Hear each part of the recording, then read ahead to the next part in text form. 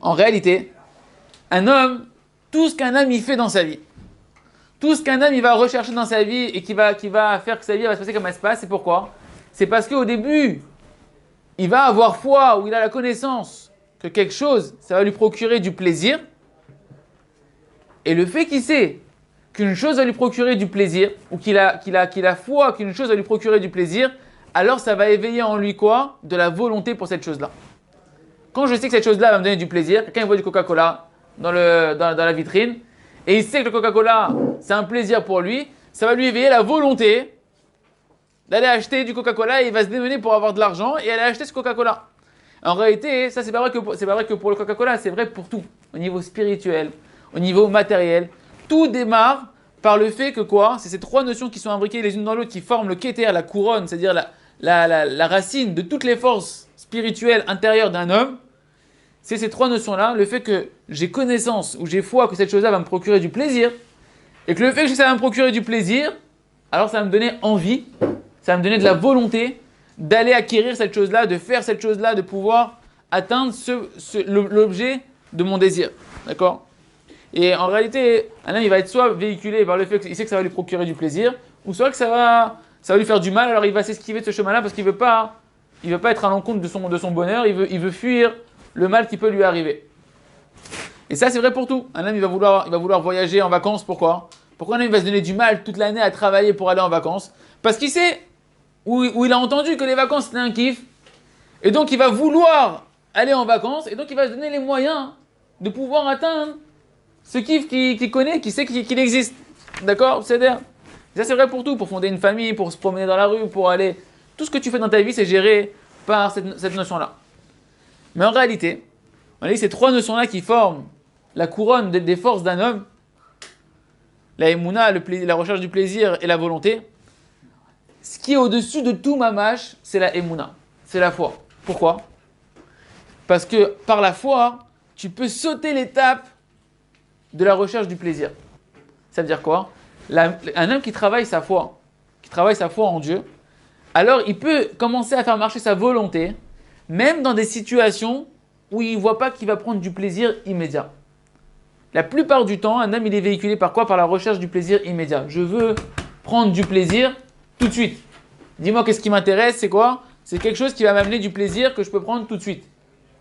En réalité, un homme qui va travailler sa foi, il va pouvoir sauter l'étape de la recherche du plaisir immédiat et pouvoir éveiller sa volonté, même lorsqu'il ne voit pas qu'il va avoir du plaisir immédiat. C'est pour ça que la émouna, la foi, c'est la force la plus élevée qu'Hachem il a mis dans l'homme.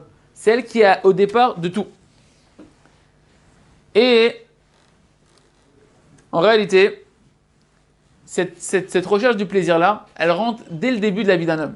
Dès qu'un homme il commence il naît, il est bébé, qu'est-ce qu'il fait la première chose? Qu'est-ce qu'elle va lui faire sa mère? Elle va lui donner la tétée. Et dès le début, ça va rentrer à l'intérieur de l'homme, la recherche du plaisir, il va commencer à goûter par tous les sens qu'on a. Dedans, qu'est-ce qui s'habille derrière tous les sens qu'Hachem nous a mis? Du plaisir. Ça veut dire quoi? Dès que tu vas téter le sein de ta mère, tu vas avoir le plaisir du goût. Ton sens du goût, de la bouche, il va prendre du plaisir.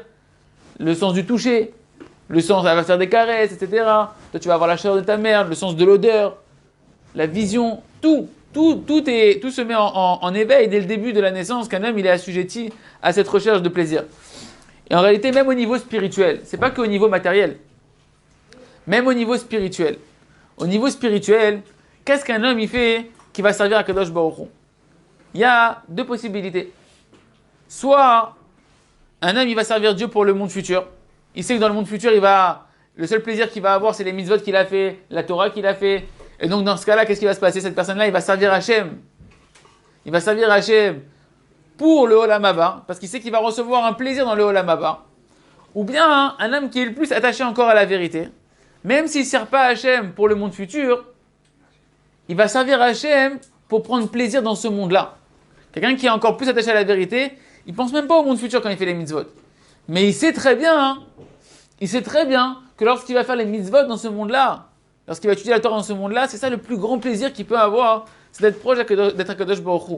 Donc même un religieux, quand il sert à Kadosh Baruch Hu, au fond de lui, qu'est-ce qui va éveiller sa volonté? Qu'est-ce qui fait qu'il va avoir plus ou moins de la volonté dans son service à Kadosh Baruch Hu? C'est combien il a foi que cette chose-là, elle va lui donner du plaisir, plus tu sais que cette mitzvah-là, elle va te connecter à Dieu, elle va te donner du plaisir, soit maintenant, parce que tu as raffiné ton sens de la connexion avec Hachem, soit dans le Olam Haba, puis la personne elle va avoir envie de servir à Kadosh Baruch Hu avec de l'entrain.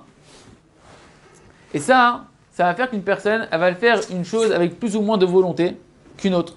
Quelqu'un qui sait, qui a conscience de combien c'est grand de faire Yid Bodedout, que quand Rabbi Nachman dit que Yid Bodedout, c'est Ma'ala, Elinag, Gdula Menakol, c'est le niveau qui est au-dessus de tout, que par Yid Bodedout tu peux tout réparer, que Mamash Yid Bodedout c'est au-dessus de tout ce qui existe. De tout ce qui existe, et tu peux t'attacher à Kadosh Baruch Hu, annuler tous tes désirs, tous tes mauvais traits de caractère, tout réparer, tout obtenir, tout ce qui est marqué dans la Torah, tu peux l'accomplir lorsque tu commences à prier à Kadosh Baruch Hu. Alors cette personne-là va commencer à faire Yid Bodedout avec de l'entrain, parce qu'elle va commencer à travailler à l'intérieur d'elle sa volonté et son désir de faire cela.